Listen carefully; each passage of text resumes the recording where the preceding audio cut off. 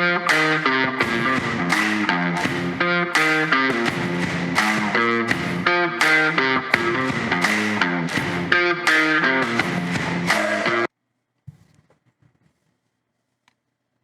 everybody, and welcome to the Sports Card Advantage podcast. It is June 4th at 9:47 p.m.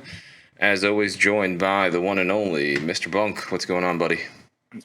Not much. I am well. How are you? I am hanging in there, I suppose. It's been an interesting week for me on a personal level, but we're not going to get into that. The only thing I can say for the fine folks is you may get a Bunk solo episode coming up here, so stay tuned for that. Or two? Or no, we're gonna hope one. We're gonna hope one. No faith. No faith. Yeah. No, we'll start you off with one, and if two is necessary, then we'll give you a second one. But otherwise, start. Tangent Rant City. Oh, it shall be. So if you do have some topics that you'd like for Bunk to cover on a solo episode, please send us an email, info@sportscardadvantage.com. Some quick sportsadvantage.com podcast business. Today is the day we will finally do a winner of the contest. For those of you that entered, thank you very much for entering by providing us a review. We had some entries, and we're about to do a random.org poll. I think we had more people leave us reviews than actually sent us an email, so if you did not send us an email, you were not officially entered, just as an FYI. Yeah, it was pretty clear you had to email your screenshot. Yeah, I said it about 52,000 times over the last 6 weeks. So yes, give me a number between 1 and 10, sir. Let's go with number 4. 4. All right, here we go. 1, 2, 3, and 4. The winner of the contest is Brian, and not you, Bunk. Brian. And Brian, I will reach out to you by email and figure out what you want for prizes. Just to refresh your memory on prizes that are eligible is a VIP badge for National, a $200 slab. We'll figure out which, either something we have in our collection or something else that we can pick up for you, or a $200 break credit.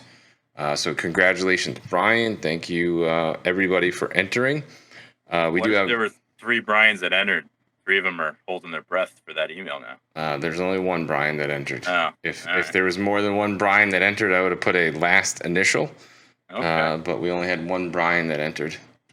I'm pretty sure if memory serves me correctly, it's a guy that's been listening to us for a while. He's been around. I think he was also in the Fantasy Basketball League as well. Ah, good for him. Moving along, another contest right out of the gate. Thank you to Jason Kuntz from ISA.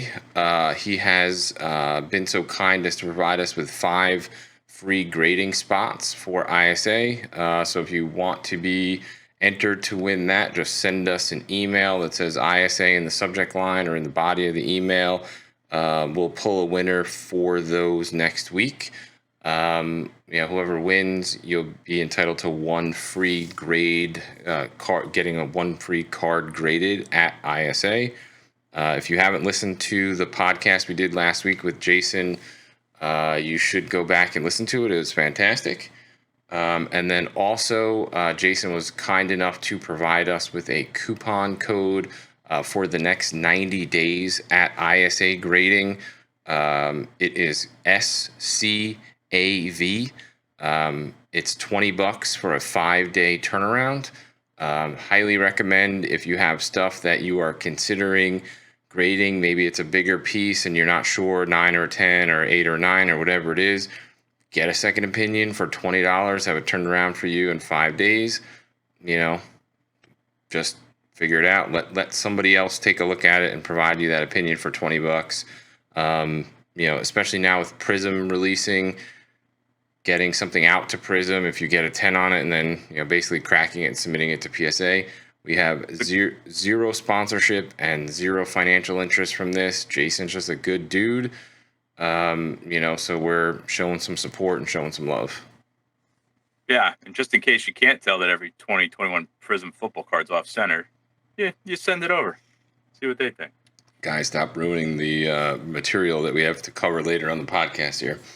We'll cover it. Don't worry. Did we have any other podcast business?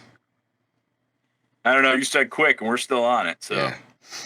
I think we're good. I think that's everything. So we had the contest, the coupon code.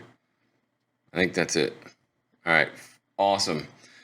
On to now you may begin. We will begin our 2021 review of Prism. So, sir, it's been out.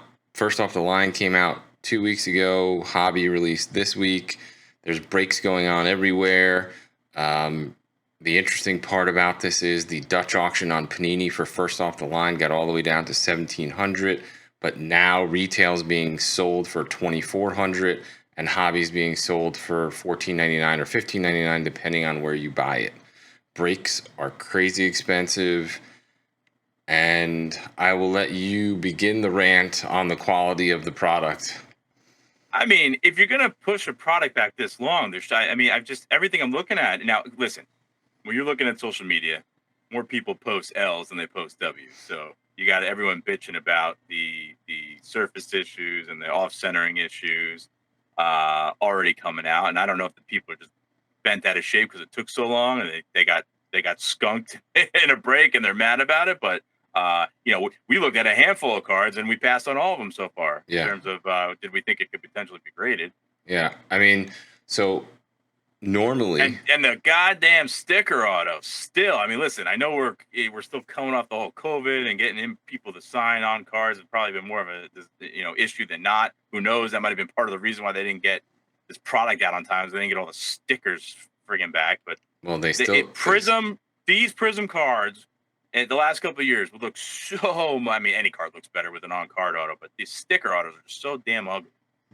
And I'm pretty sure Jamar Chase, who other than the quarterbacks is pretty much the hit or chase, no pun intended, that you're looking for, and he didn't sign anything yet. So everything's auto wise for Chase is a redemption, and God knows when you're going to get those back.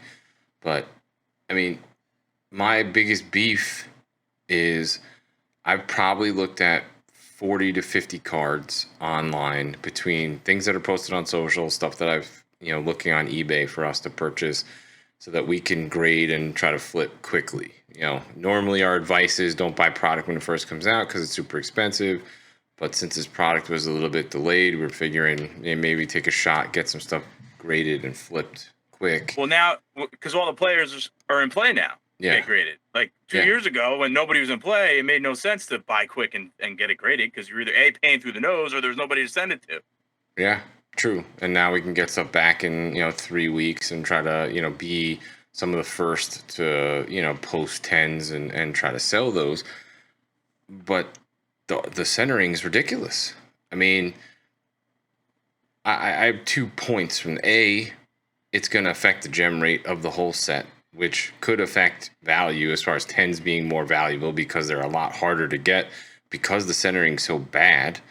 And B, if I'm a collector looking at a card that's off center, I don't want, it's one thing if it's slightly off center, but if you can obviously see with your eye that the card is not centered, and this Prism more than other years, there's a clear outline, a clear picture that you can see if the card is centered, top to bottom, left to right, and I've maybe seen 1 or 2 that are well centered.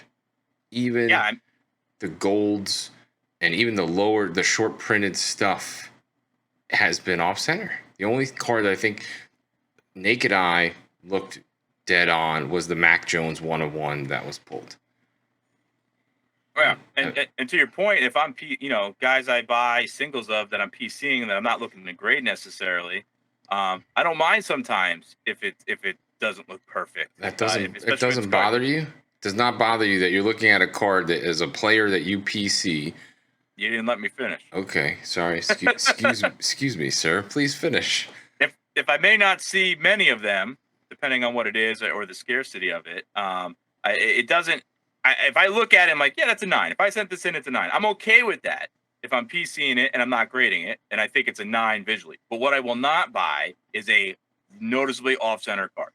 So even if it's perfect but it's off-center, I don't want it because yes, to your point, the appeal, the eye, looking at it, I want it to look like it's in the middle of the card. Yeah, I mean that would. But I will purchase things that aren't quite perfect, but centering I want to have. So, to me, if I'm purchasing things for PC that I'm going to put away and whatever, I'd much rather have a white corner, a dinged corner, maybe there's a slight imperfection in the surface or scratch or whatever versus it being off center. Correct. Like that That's would what I'm saying. drive me freaking crazy. And, I mean, some of these cards are like 75-25 and 60-40 as far as like the centering goes, and or I mean, it'd be the other way, 80-20, whatever it is, whatever the ratio is that it's worse. And, it's one thing if it's base, and base is off center and you do a huge print run and stuff's messed up. But it's like some of these cards that are golds out of 10, like, get that shit right. Like, these are the cards that people want to keep and chase and do whatever. Get those cards right. Like, you had plenty of time to do it. Yeah, exactly. To your point, the product got pushed 60 days or 6 months, whatever it is, and it's like, get it right. And yeah, I mean, and we don't know any of the inner workings of this. I mean, it could be simply they didn't have all the stickers and they were trying to cut down on redemptions, right? They could have had this stuff chopped up and packed or near ready. They could have had that done 6 months ago and just waiting to put the stickers on. I don't know. Yeah, I'm curious. I'm gonna look up the gem rate for 2020 Prism. Let's see. The gem rate for 2020 Prism was 36%. If I'm gonna take a bet, the gem rate for 2021 is gonna be even less than that. Wow. Let's see. Yeah. So the most amount of gems in 2020 was Burrow base at 4,200, and that was 48%. None of these big name cards gemmed over 50%. And I think that some of the conspiracy questions and theories and whatever that are going around now is, does Panini fuck up the printing on purpose? So that it's like, it's 2022. The technology is there.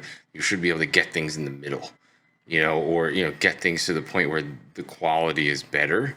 So are they messing things up on purpose so these gem rates aren't like 80% like they were in like 2018 for some of the products that came out, and everything that gets submitted is a 10?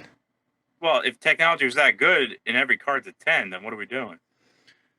Well, that's my question to you. Do these things, like, the technology is that good? It's just and I understand that there's large print runs and you're printing a million things, but one would think that you should be able to get this right more than 50% of the time.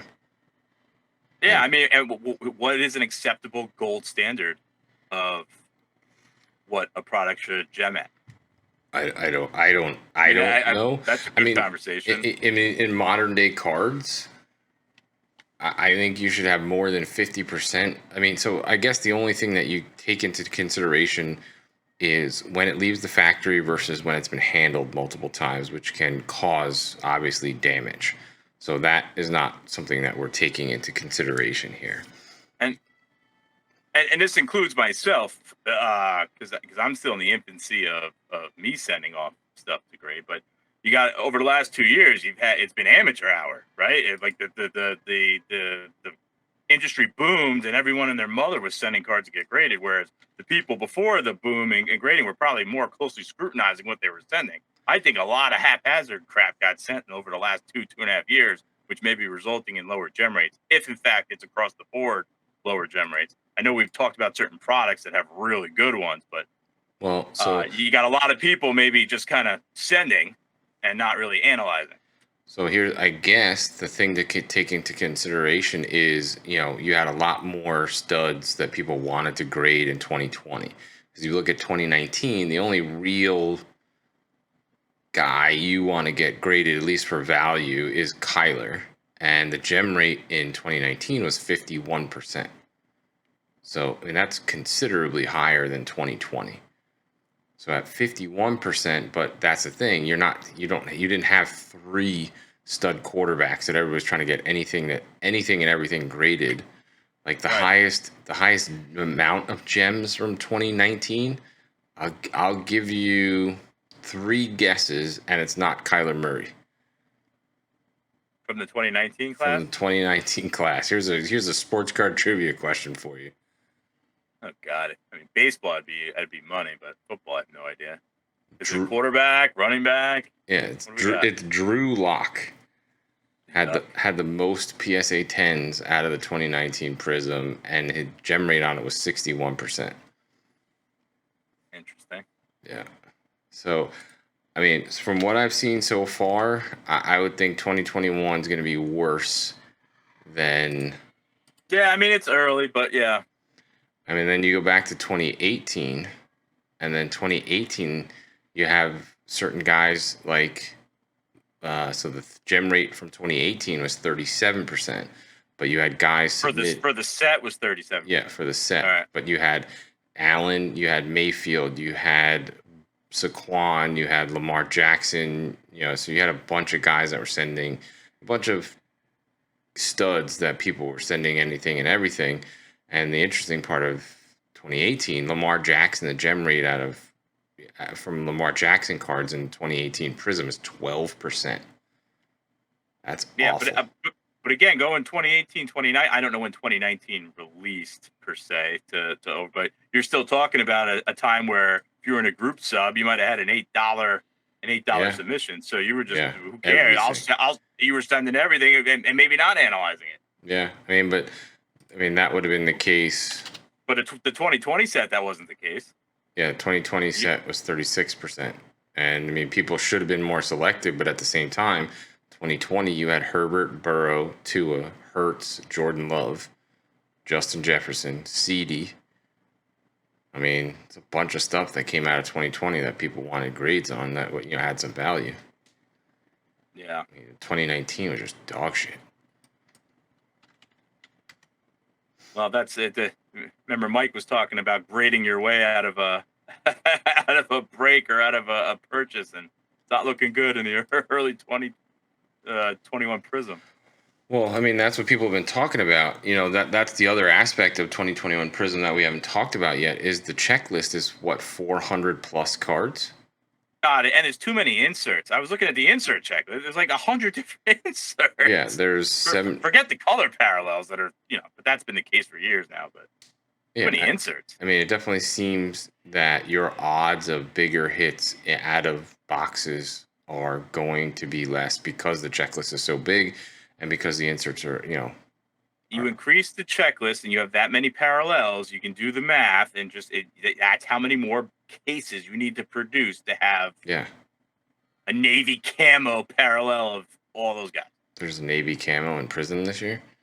Yeah, that was the only one that struck my eye. Like, I got to see what a Navy camo looks like. Ooh, that's probably cool, but I mean, at the same time, it's just like, it just dilutes the value, and the box price is more expensive, and the actual value in return and the potential to break even is a lot less, and that's just and if you're not even trying to make money on the damn thing, you can't buy it because it's too expensive. Yeah, and and that the interesting part is 2022 is going to be even worse because at least 2021 you have like 5 or 6 quarterbacks to chase. 2022 you got nothing. You have Kenny Pickett. Like, I mean, but we'll see the other young guys if they play or produce, but, I'm not going to lie. The Navy camo looks dope. Cool. Yeah, but they're out of 25. I'm looking at a Joe Burrow right now. It's off center, by the way. Is it on eBay? Yeah. Actually if you just type 2021 Prism Navy camo, it's the first thing that pops up. Let's take a peek. Yeah, they're pretty cool looking. Too bad out of 25 is going to be $1 million each. Yeah. Well, I mean, there's a Walter Payton up. Yeah, these are pretty cool. So they used to have camo cards back in the early Prism. We had a DeAndre Hopkins rookie camo, which looked amazing.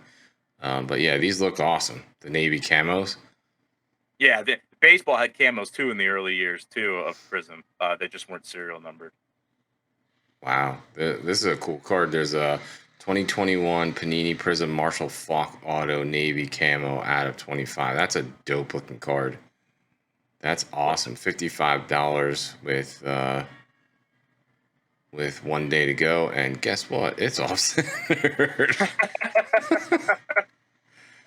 The sad thing is we're not even like looking closely. You can just see it. Yeah, I don't even have to click on it and do the whole zoom thing and whatever that you can do on eBay. Like, I mean, there's a card right under it, Aaron Rodgers, 2021 Navy Camo, and it's so far top to bottom off. There's like a thin sliver on top, and the bottom is just fat. I can see it with my eyes. I don't have to zoom and click and do anything else. It's crazy. I'm looking at a Micah Parsons Navy Camo. You want to take any guess what the best offer accepted was on that? Defensive player. $175. Higher, Bob. Higher than 175? Is it auto or just a... No, No. just base. It's base? It's not Navy camo?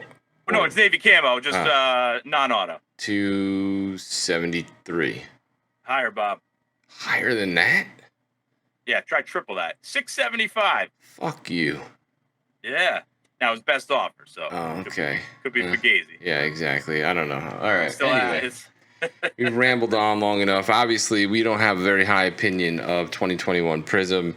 If you're buying for the sake of PC, wait until the dust clears. I think this of all products. I mean, the only tricky part is the time of year, because football season is going to start and getting hot and heavy here in about 6 weeks, especially around the time National gets rolling at the end of July. So you may not see the drop off that you normally see with this product, because normally it comes out at the end of the season and then there's the lull.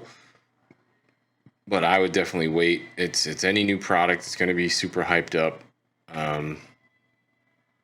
So, and if you're really into it for PC purposes, I would wait until like next February or March, and then you should be able to scoop some serious deals. If you're looking to buy and flip, that's, get in, get graded, and get out as soon as you possibly can, because the price is going to dip somewhat over the next couple months, just because the newness will wear off. And we still have National Treasures, we still have Select, we still have Obsidian, we still have has Immaculate released yet? Oh, you got me on that. Maybe Flawless. I mean, there's other big name NFL products that still have not come out yet. Let's go to the release schedule. Prism's usually on the earlier side, but I'm all screwed up because of the how far behind they are. Right? Weren't we talking about traditionally as we get later in the summer, we're already looking at 2022 releases, and they haven't finished rolling out their 2021s yet. So Correct. That's what I wanted to know. Are they going to release 2022s before the 2021s come out? So we still have Obsidian, Flawless, Contenders Optic, Select to come out, and then they're going to start dropping the 2022 college product by end of June. Let's see, Chronicles we don't care about. Regular Optic still has to come out for football. Holy cow! Yeah, so it's gonna be uncharted waters with how I don't even know how to tell you to predict the market on these things. Well, that's the whole thing. I mean, people want, what have you done for me lately? What's the latest, greatest, newest, whatever? So you still have National Flawless, Obsidian, Select, Contenders, and Optic all have to come out, and they're all coming out in the next 6 to 7 weeks.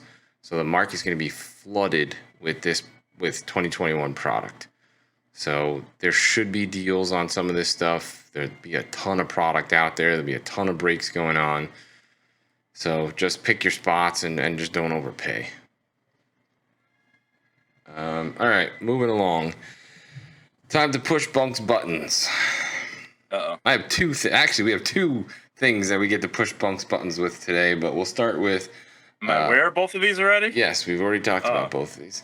Right. The first topic that we're going to talk about is baseball losing popularity in the hobby? Is the only like big value, big dollar cards that are out there prospects? Is there as much love, U.S. global for baseball as there is for basketball and football in the hobby? It seems to me, when you hear the big hits and the big sales, that it's never baseball unless it's a vintage. Like obviously you hear about Mantles and you hear about Wagner's, but I'm not hearing or a Trout Superfractor. Yeah, or that, and even that you haven't heard anything about that in years.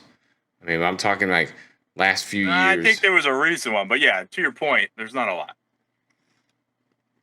I mean, football, you have 7-figure sales of Brady and Mahomes, and I think there was even like a Josh Allen that got like high 6 figures, and there's multiple guys that are modern cards. Basketball, forget it. You got Jordans, you got Giannis, you got LeBrons, you got Lukas. Even some idiot paid $1 million for a one-of-one Anthony Davis logo man. I mean, there's tons and tons of players that are commanding 7 figures, and it just doesn't seem to be that way in baseball. And it doesn't seem to me that even like the $5 and $10 and $15,000 cards, it seems like the predominance of those are prospects. So that's my question. Is the global market focused on other things, and is the popularity of baseball in the hobby dying? We teased this 2 weeks ago, and then we had the interview. So now we're circling our way back to this topic. Yeah, I mean, I think there's a couple things we can talk about here. I think while chasing a prospect has always been a thing, I've never seen more than ever now. Before someone even has a professional at bat, people are throwing out thousands of dollars on some of these things, and I think people are trying to catch who may be the next 5, 6, 7-figure player. Well, is that the Trout effect? I mean, because that's exactly what it is. I mean, because even the guys that potentially are the next Trout, i.e. Juan Soto, i.e. Vlad Guerrero, i.e. Ohtani. I mean, what's the highest Soto card ever sold for? Well, his first Bowman Chrome graded auto has probably got up there pretty high. I don't know off the top of my head, but it's not touching Trout numbers, nor should it yet. Well, that's what I'm saying. Did it sell for 7 figures, or did it sell for like 250,000? But it shouldn't. But it shouldn't yet. Well, I mean, but Trout is in the Hall of Fame already, and Soto is not. Yeah. So yeah, I don't know. I think your point is real. I think on a global scale, basketball is probably card-wise probably bigger than football.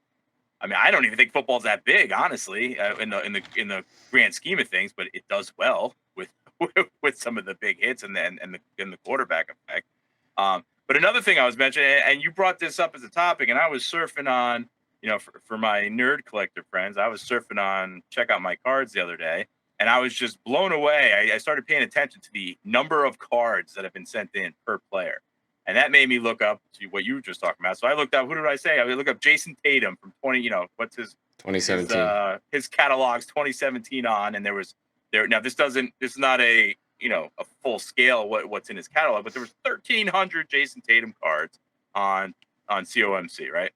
So in the same time frame, I was like, all right, well, who's a 2017-ish kind of card release? So I put in Ronald Acuna, right? Yeah. Over double. He had something like, if there's 1,300, there's over double the amount of available Acunas on COMC alone. So you're talking in the same time frame. There's that many more products and that many more card release. It almost gave me, and I looked at Vlad Guerrero, same thing, similar time frame. Anyone in a similar time frame had a tremendous amount more cards than the basketball or football player in that time. So then the question becomes, down effect? Well, that's what I was going to say. Then the question becomes, is baseball diluted because now you also have Topps and Bowman on top of your Panini products with no logos?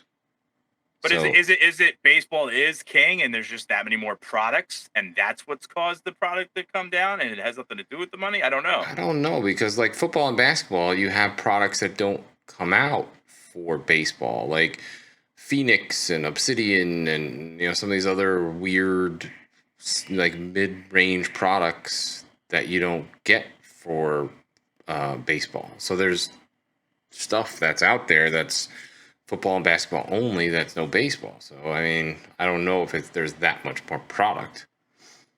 Yeah, and then again with the baseball prospects and rookie cards, it's a different animal compared to basketball. The drafts are so much different, right? Well, yeah. There's look at how many rounds there are in a major league baseball draft, and how many prospects are potentially in a release like Bowman draft versus the 2 rounds of the NBA draft versus the 7 rounds of the NFL draft.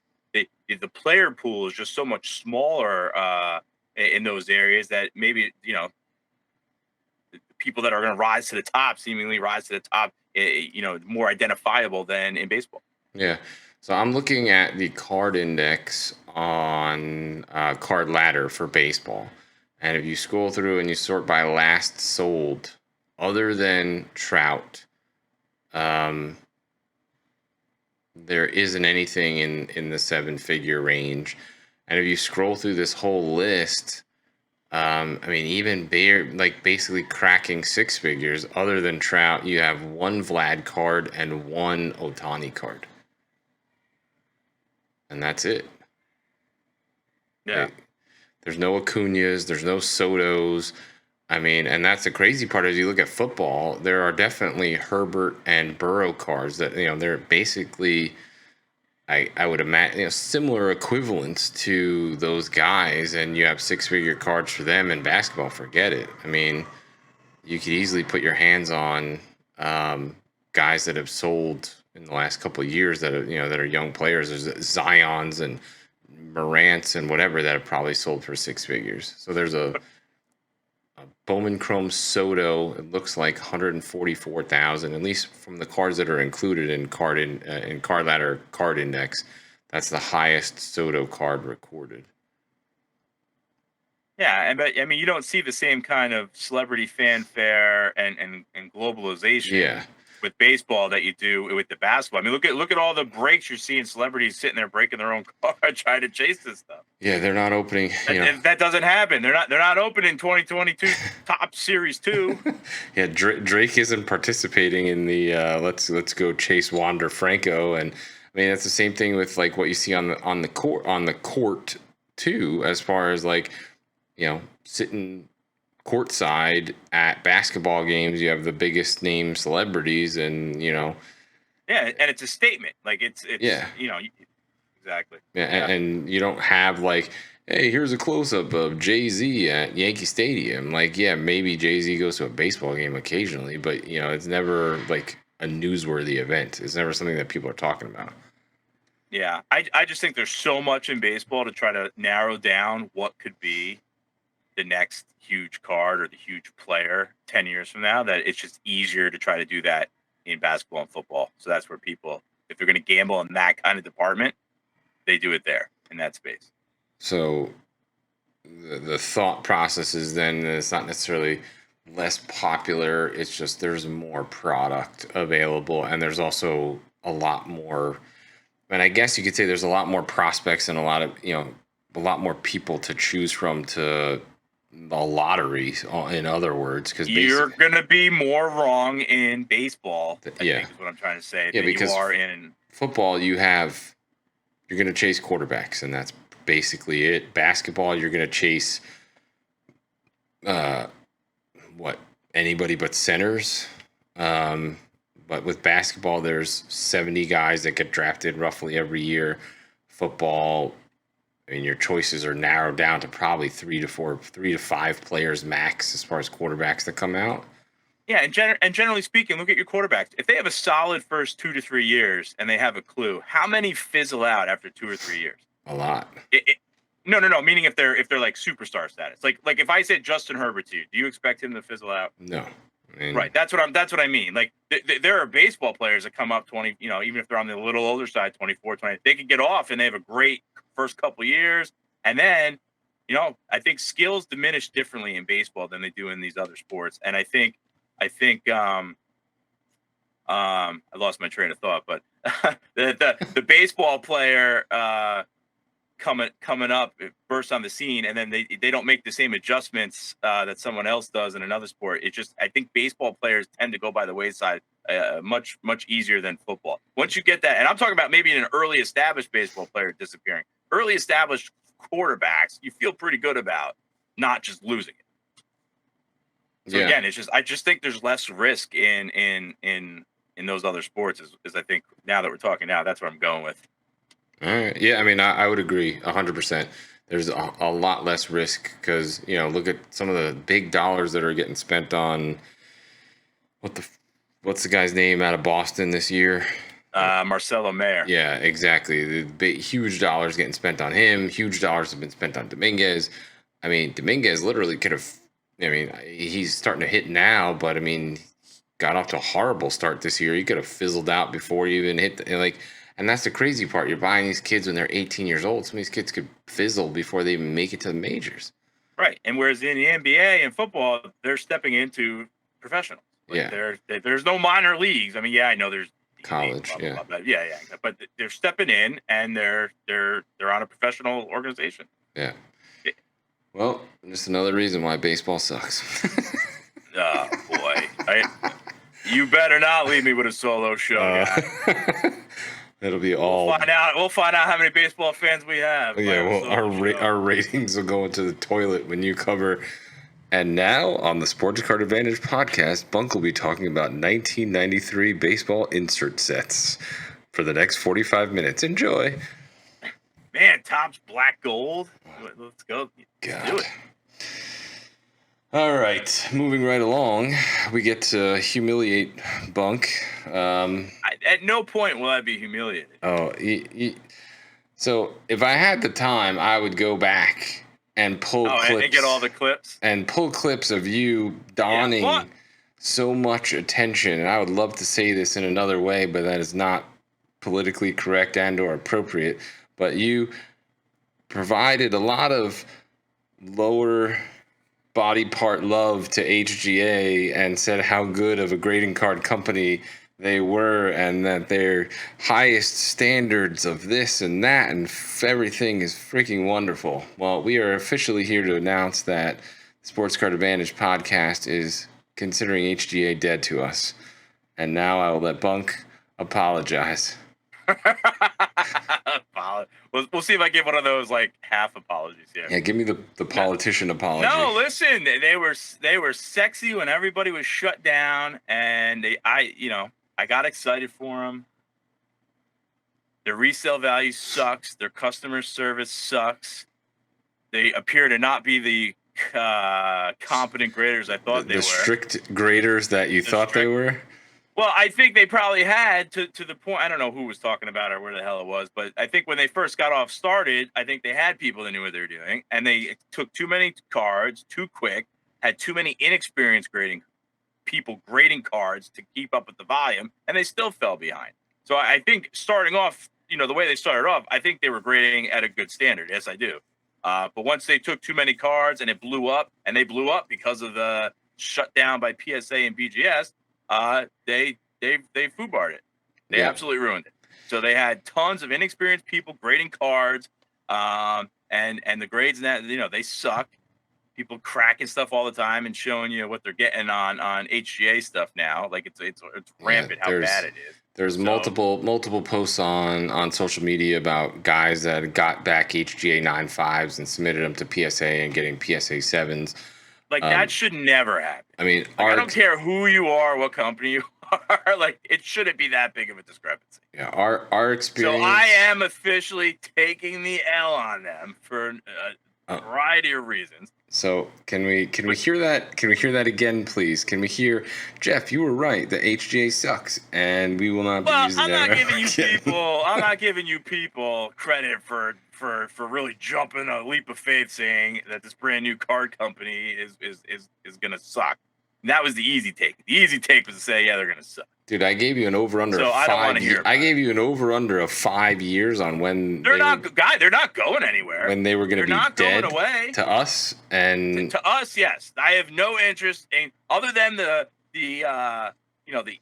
parallel set I'm working on of Trey Turner that I love my HGA labels on, and I will continue to send those to finish the sets. I'm not sending anything there. Well, you make sure that you tell your children to expect those after you passed away, because that's basically when you get them back. Well, they look cool as hell, so maybe I'll be buried with them. They can put them on your gravestone, because that's when you get them back. Yeah, we got our last HGA submission back. 2 days ago, whatever it was. 6 months. It took 6 months later. 6 months, yeah. So, I mean, obviously PSA had, people are still waiting for their stuff, and it was a year backlog, but at least it's PSA. Like the stuff that we got back, it's all small stuff, and, there's not much resale value to it, but still, it's 6 months is ridiculous. Yeah, so they blow. If you're sending to them in the interest of making money.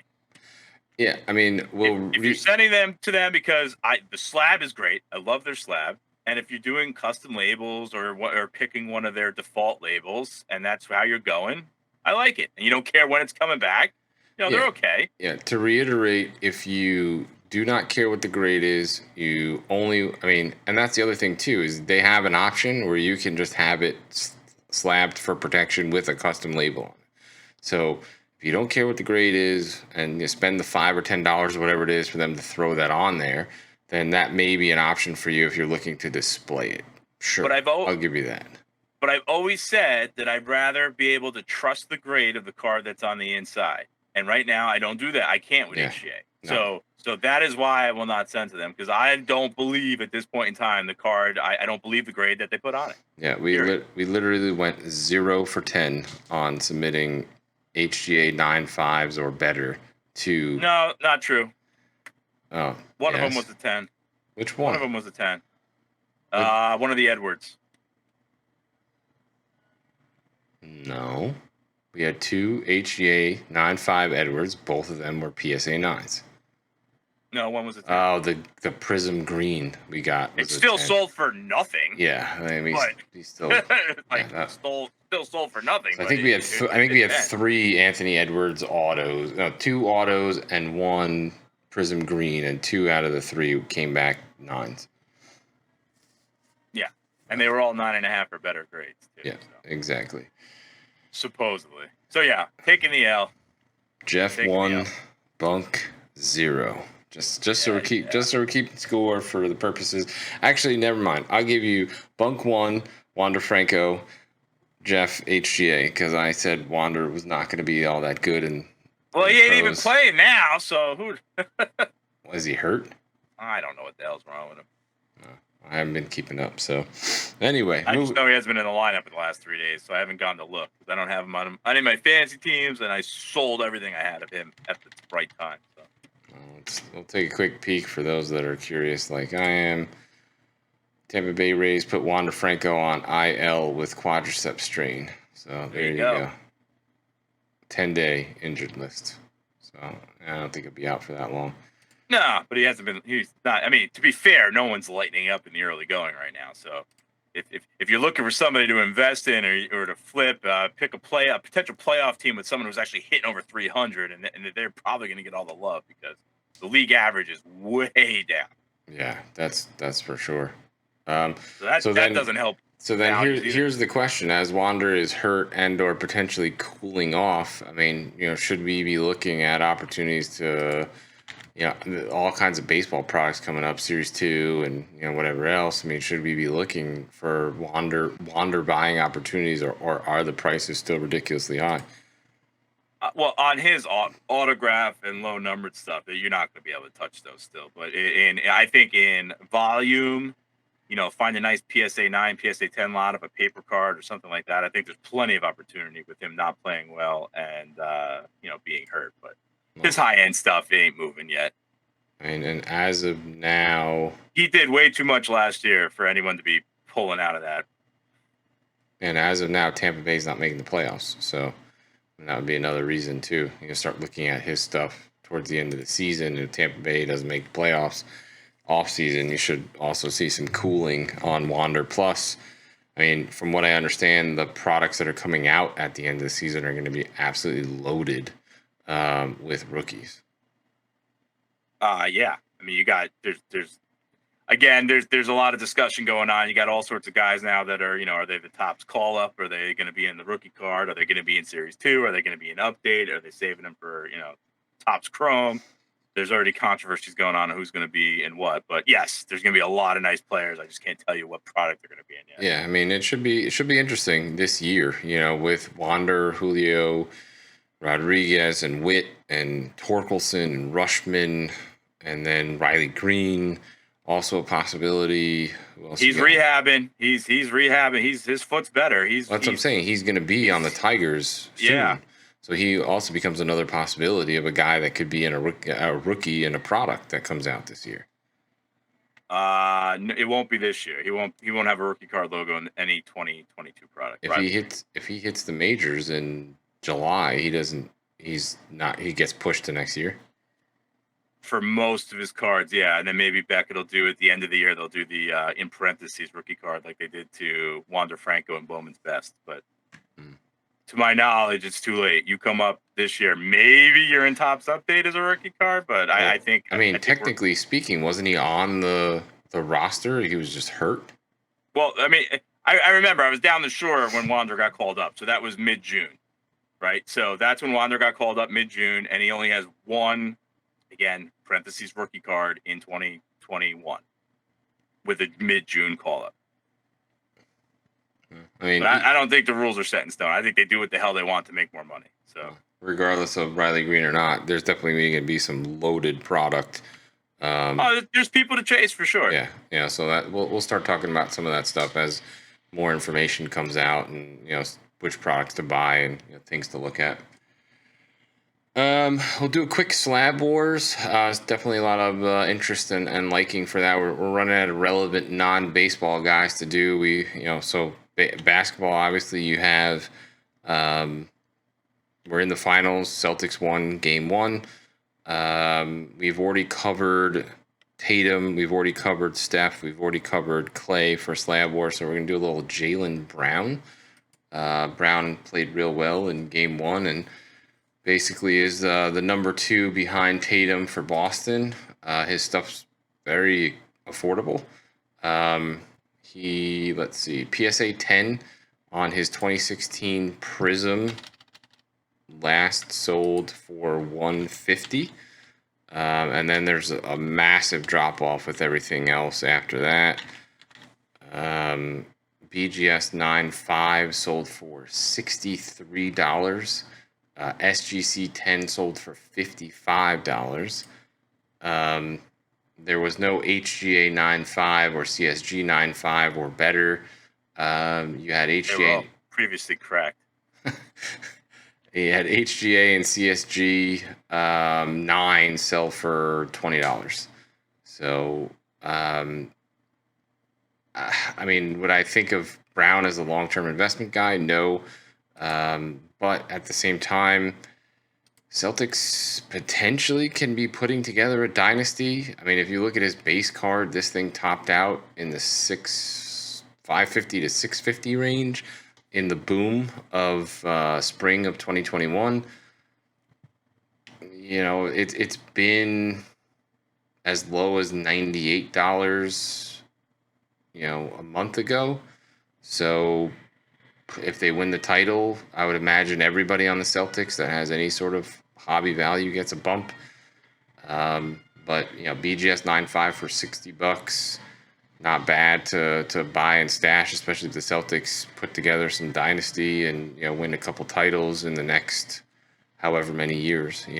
Well, that's just it. That's the perfect scenario on a $60 card where, great, if I pick up a few of those and they win the title this year, maybe I dump a couple of them and make my money back, and now I got a couple free ones that I added. Yeah. And to your point, if they're going to be good for a bunch of years, and he's going to play well and be an integral part, then I still don't feel bad about my $60 long-term investment. Yeah, I mean, even SGC, SGC 10 went for $55.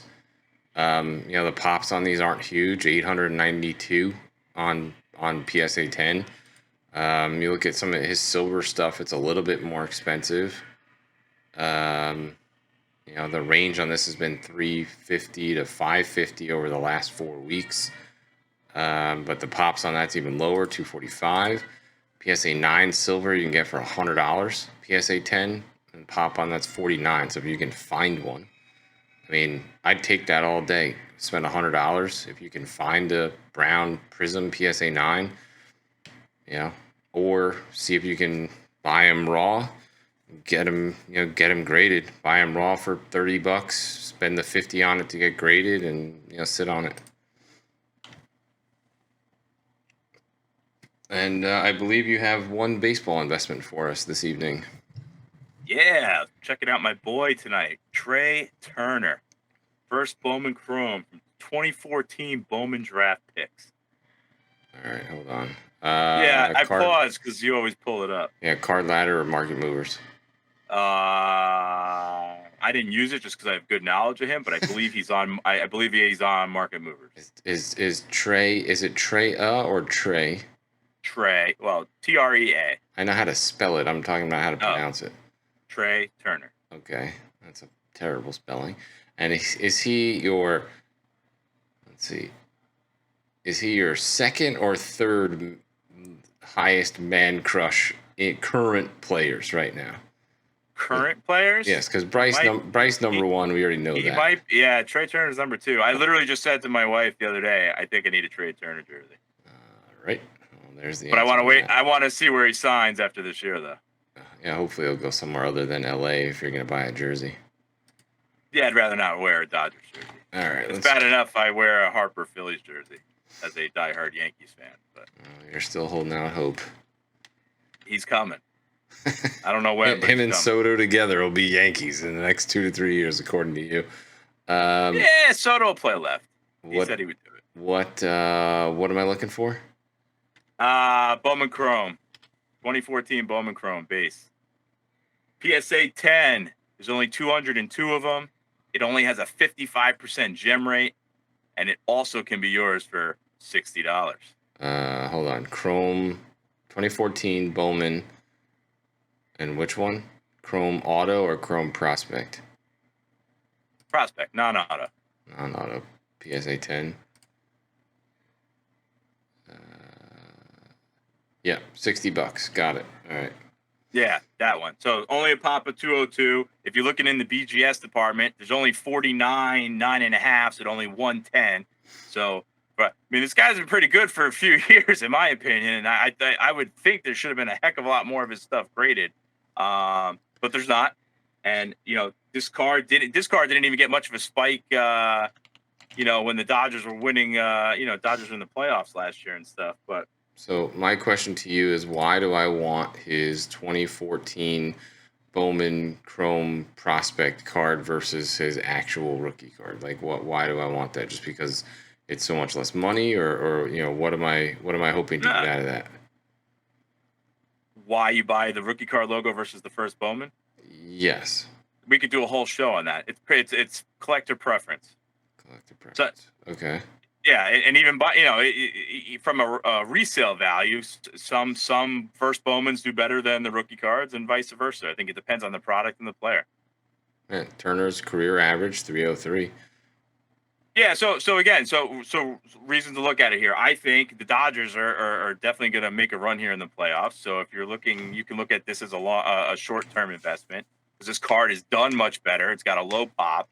It definitely has a good short-term jump in it. And then, if you want to compare Trey Turner across the board through his first, the player that I could find the closest was Barry Larkin.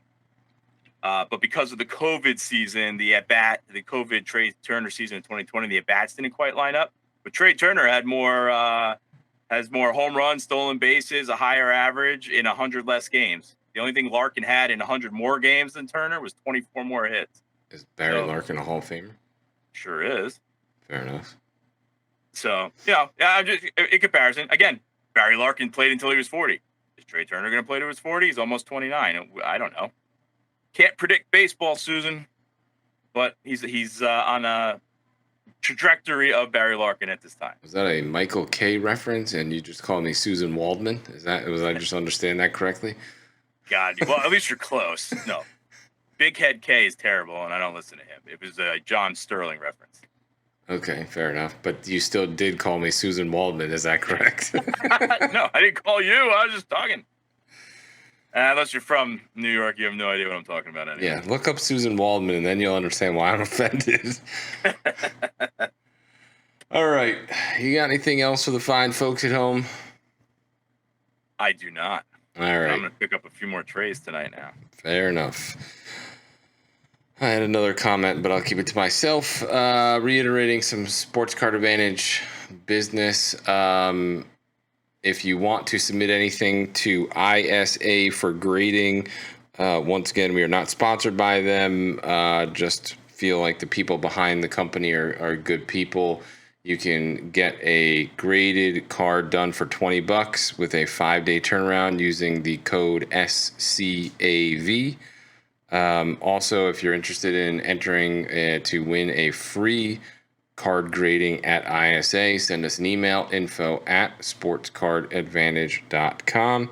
And then at some point, I believe in the next few weeks, Bunk will be doing a solo episode. I will be on hiatus for personal reasons for at least a week.